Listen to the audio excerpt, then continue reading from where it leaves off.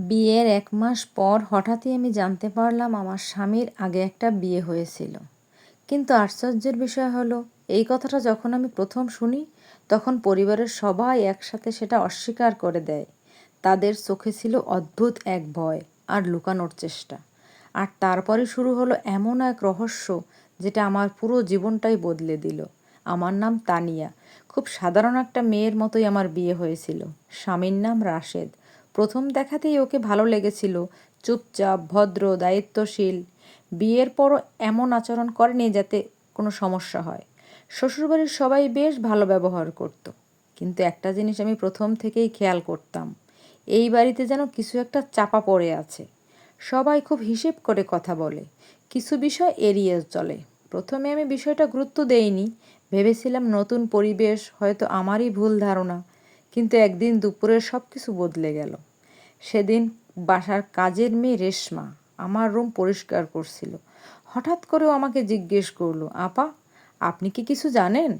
আমি অবাক হয়ে বললাম, কি ব্যাপারে? সে একটু ইতস্তত করে বলল, আপনার আগে এই বাসায় আরেকজন আপা ছিল, মানে আপনার মতোই। আমি যেন জমে গেলাম। মানে কি? আমি জিজ্ঞেস করলাম। রেশমা চারপাশে তাকিয়ে ফিসফিস করে বলল, ভাইয়ার আগের বউ ছিল, কিন্তু হঠাৎ করে একদিন সে আর থাকলো না। কেউ তার কথা বলে না। আমার বুক ধড়ফড় করতে লাগলো। কোথায় গেল সে? আমি কাপা গলায় বললাম। রেশমা মাথা নাড়িয়ে বলল, জানি না আপা, কেউ বলে না।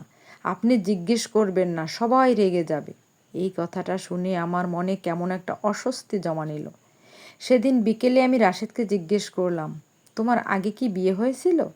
রাশেদ প্রথমে চুপ করে থাকলো, তারপর হেসে বলল, তুমি এসব কথা কোথা থেকে শুনেছ? আমি বললাম, সত্যি বলো। তার মুখের হাসিটা মিলিয়ে গেল। না, আমার আগে কোনো বিয়ে হয়নি।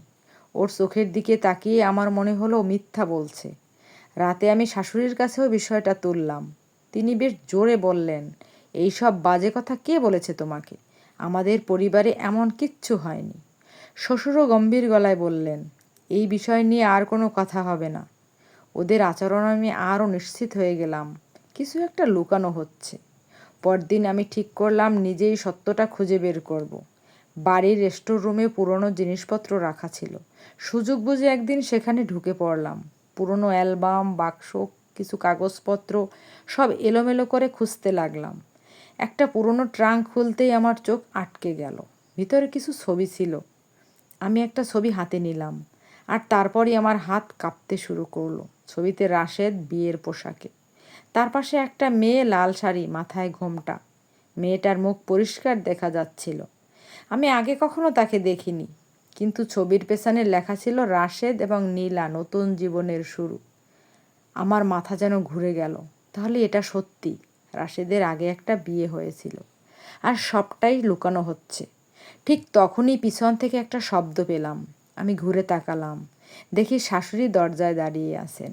তার চোখে এমন একটা দৃষ্টি যেন আমি কোনো ভয়ঙ্কর অপরাধ করে ফেলেছি। তুমি এখানে কি করছো?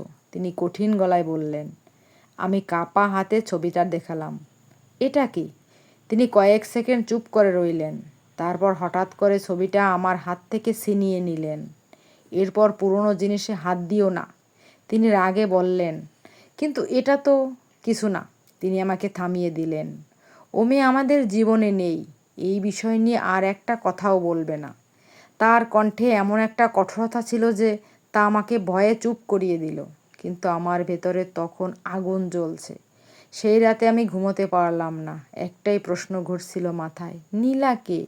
আর সে এখন কোথায় আছে?